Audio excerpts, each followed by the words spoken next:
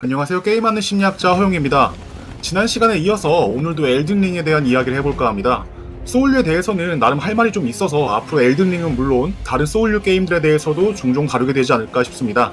저는 블러드본으로 소울류 게임에 입문했습니다. 어려운 게임은 하기 싫어하는 편이었지만 주변 사람들이 하도 극찬을 하길래 무엇보다 극찬의 내용이 너무 특이해서 묘하게 관심이 가더라고요. 해본 사람들에 따르면 이 게임 미친 듯이 어렵답니다. 보스는커녕 잡몹한테도 수십 번씩 썰려 나간대요. 수십 수백 번을 같은 놈한테 계속 죽으며 도전을 하는데 근데 그게 또 재미있대요. 그리고 무엇보다 아무리 저 같은 똥손이라 해도 언젠가는 결국 깰 수 있게끔 또 설계를 해놨대요.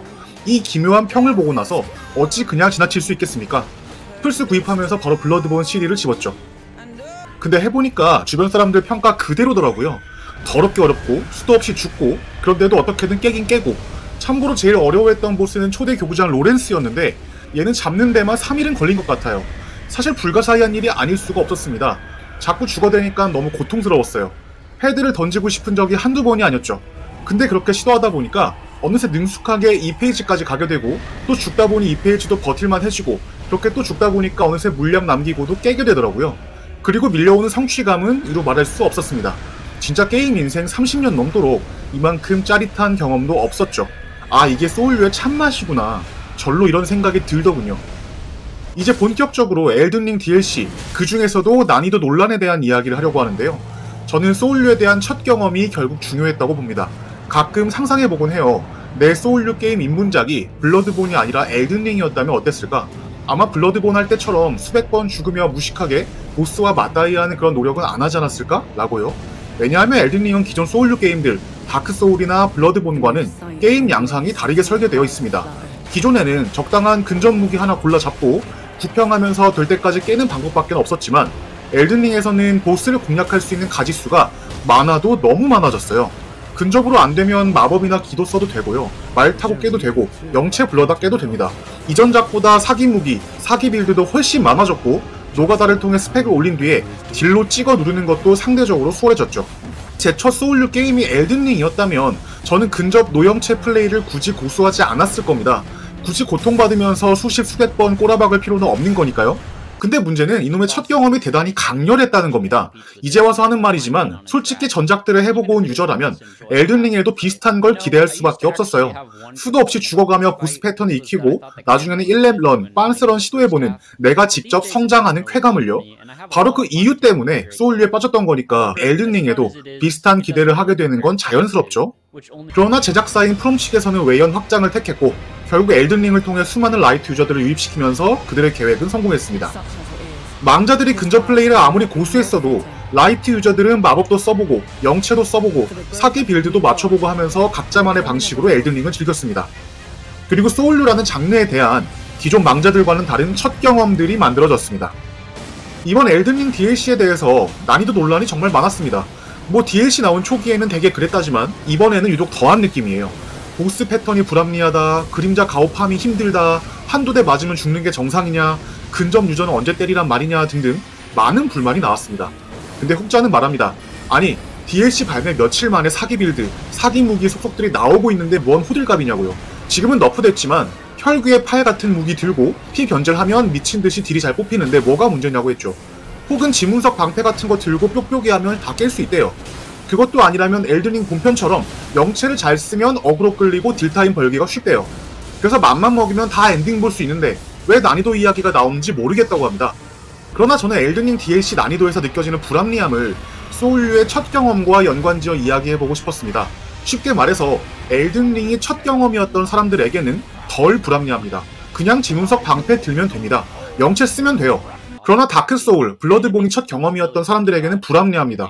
액션 RPG의 탈을 쓰고 있지만 원래 소울류는 나름대로 실력 게임이었거든요. 절에 비어도, 근접 원툴이어도 아무 무기나 들어도 얼마든지 깰 수 있었고, 그렇게 깰 때 가장 재미있었거든요.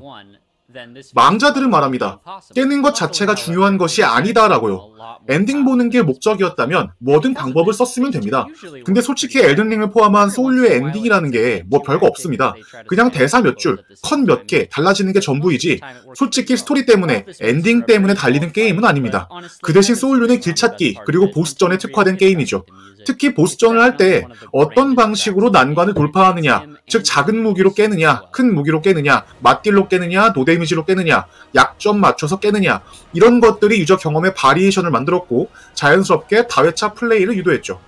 아이러니한 것은 엘든링 DLC가 비록 이전작들보다 유저가 선택할 수 있는 가짓수, 이를테면 무기라든지 마법이라든지 영체라든지 등등 월등히 많아졌지만 게임을 재미있게 즐기는 방식 자체는 별로 늘어난 것 같지 않다는 겁니다. 솔직히 DLC 보스를 깨는 방법은 두 가지로 압축됩니다. 근접 맞딜로 개고생하면서 깨기, 사기 빌드, 무기, 마법으로 날먹하기. 전자의 경우 기존작에서도 주던 재미였기 때문에 엘든링만의 고유한 재미라고 하기는 어렵습니다. 그렇다면 이제 엘든링만의 다른 재미라면 엄청 많아진 빌드를 궁리하면서 사기 조합을 갖춰서 보스를 요리하는 재미일 텐데 막상 그런 방식으로 보스를 잡다 보면 어딘가 뒷맛이 개운치 않다는 느낌을 받게 됩니다. 방법만 다르지 결과는 같거든요. 소울류 게임의 알파이자 오메가는 맛있는 보스전인데 그걸 그냥 넘겨버렸으니까요. 기존부터 소울류를 즐겼던 망자들의 생각은 아마 그럴 겁니다. 물론 엘든링의 첫 경험인 사람들은 항변할 수도 있어요. 사기 빌드로 날먹해도 충분히 재미있고 거기에 만족하는 사람도 여기 있다고 말입니다. 맞는 말이에요.